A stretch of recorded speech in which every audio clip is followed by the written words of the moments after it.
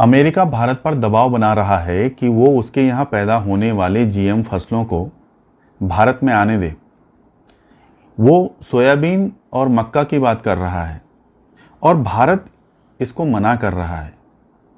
और इसी बात पर दोनों के बीच तनाव बढ़ता जा रहा है। इसे समझने के लिए हमें यहाँ पता होना चाहिए कि आखिर जीएम फसलें कहते किन्हें हैं। जीएम फसलें यानी कि जेनेटिक मॉडिफाइड क्रॉप, यानी कि जब हम किसी पौधे में आनुवांशिक तौर पर परिवर्तन कर देते हैं तो उन्हें हम जीएम फसलें कहते हैं। जीवों में एक पीढ़ी से दूसरी पीढ़ी में गुण जाते हैं और इनके लिए जिम्मेदार होता है डीएनए या आरएनए। इन्हीं से जीन बने होते हैं। डीएनए में किसी लक्षण के लिए कोड होता है, यानी कि कोई डीएनए का टुकड़ा है वो किसी विशेष लक्षण को लाता है किसी भी जीव में। तो अगर हमें किसी पौधे में कोई लक्षण चाहिए, मान लीजिए आप किसी पौधे की पत्तियों का रंग गुलाबी चाहते हैं और उसके लिए आपको पता चल गया है कि ये डीएनए खंड यानी कि ये डीएनए का टुकड़ा जिम्मेदार है। अगर ये डीएनए उसमें पहुंच जाए तो वह उसकी पत्तियां गुलाबी हो जाएंगी। तो हम क्या करते हैं, उस डीएनए खंड को, उस डीएनए को उस पौधे के डीएनए में डाल देते हैं, जिससे कि उसकी पत्तियां भी अब गुलाबी हो जाती हैं। इसी तरह से हम बहुत सी चीज़ों के लिए जेनेटिक मॉडिफाइड फसलें तैयार कर सकते हैं, जैसे कीड़ों से सुरक्षा के लिए, कम पानी में पैदा हो सके इसके लिए, उत्पादन अधिक हो सके इसके लिए, पौष्टिकता बढ़ाने के लिए हमने इस तरह की फसलों का विकास किया है।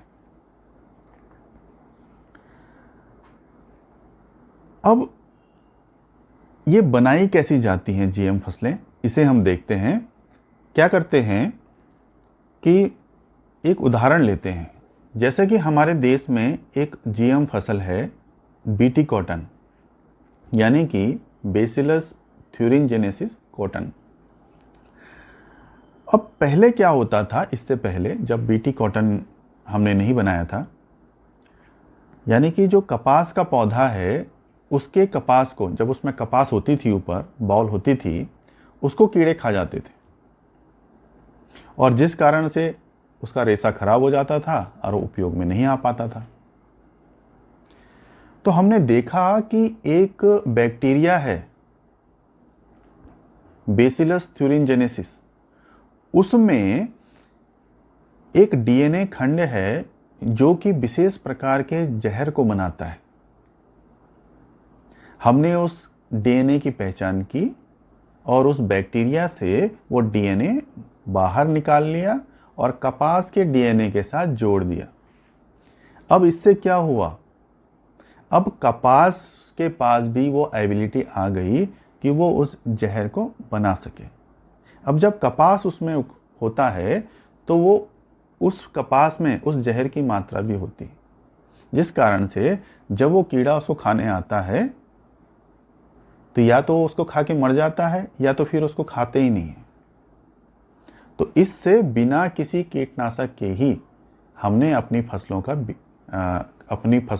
की सुरक्षा कर ली, यानी कि जो कपास की फसल थी उसकी सुरक्षा हमने बिना किसी कीटनाशक के ही कर ली। तो आप समझ गए होंगे किस प्रकार से हम इसका विकास करते हैं। इसी तरह से हमने गोल्डन राइस बनाया, जिसमें हमने विटामिन ए उत्पन्न करने वाले जीन को जोड़ा है ताकि कुपोषण से सुरक्षा मिल सके, कुपोषण दूर हो सके।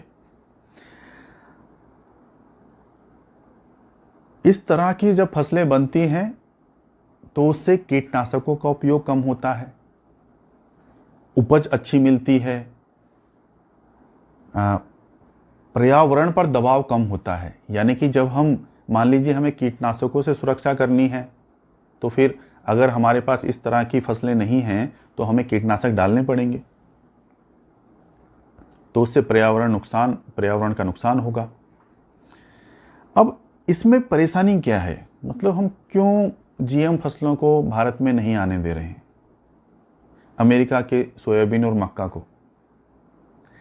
परेशानी यह है कि इससे जैव विविधता पर असर पड़ सकता है। अभी तक हमें यह पता नहीं है कि जीएम फसलों का दुष्प्रभाव क्या है। अभी हमें यह ज्ञात भी नहीं है कि लंबे समय के बाद क्या दुष्प्रभाव पड़ेगा इसका। इसको जब हम खाएंगे और एक लंबा समय हो जाएगा तो उससे क्या नुकसान हो सकते हैं। और जो हमारी पारंपरिक खेती है उस पर भी इसका असर पड़ेगा। जब कोई फसल जेनेटिक मॉडिफाइड होती है तो उसके लिए बीज भी आपको लेने पड़ेंगे, जिस संस्था ने वो जेनेटिक मॉडिफाइड फसल बनाई है वहां से लेने पड़ेंगे, यानी कि उसका उत्पादन अलग से करना पड़ेगा, जिस कारण से आपकी निर्भरता बढ़ जाएगी। तो उम्मीद है कि आपको यहाँ समझ में आ गया होगा कि क्यों हम अमेरिका से सोयाबीन और मक्का जो जेनेटिक मॉडिफाइड क्रॉप है उसको नहीं ले रहे हैं। तो आज के लिए बस इतना ही। धन्यवाद।